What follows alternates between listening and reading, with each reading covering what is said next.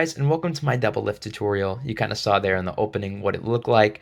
If you're getting into card magic, you absolutely have to know how to do a double lift, and a lot of people do a double lift that looks really unconvincing. This double lift, in my opinion, looks pretty good, and I'll teach you exactly how to do it. So you start with the deck in Mechanics Grip, and you're gonna need to get a pinky break under the top two cards, which will look something like that. Now, to get a break under the top two cards, there's a couple ways that you can go about doing it. I'll mention three ways here. The first way, probably the easiest, is under the pretense of squaring up the cards, you're going to riffle up the back of the deck until you've got two cards connected, and then you're going to insert your pinky right there. That's probably the easiest way to do it.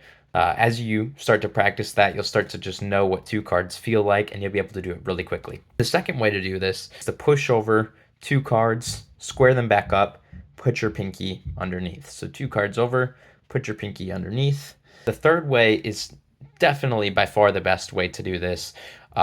It's not the easiest way though. It's called a pinky count. I might give a tutorial on this in the future, but essentially the idea is you riffle down two cards with your pinky, just like that, okay? And then you insert your pinky right there, and you've got a pinky break. But any way that you choose to do it, you need to get that pinky break, and then this is what you're going to do for the lift. You're going to take your right hand, and you're going to use, for this lift, primarily the middle finger and the index finger and the thumb. So you've got that pinky break. Here's what you're going to do. You're going to take your middle finger and your index finger, and you're going to insert them under that pinky break. So you're kind of going to move your pinky out of the way, and you're going to bring them to about the middle of that card. You're going to be making a V with these two fingers, like open scissor position. And when you get them to right here, you're then going to put your thumb in the middle of that V and press down on the card fairly tightly. Now what you're going to do is slide these cards over to the right. You're going to slide them to the right and slightly up. And it's really important that you slide it slightly up as well, because when you flip the cards over, you need to get your index finger on top, and I'll show you why. So we get that break, we slide the cards over, and we're going to bring them up as well until we clear that right edge of the deck. Then you're going to drop the cards and let gravity do its thing. While you flip the cards over, you're also going to be catching it with your index finger.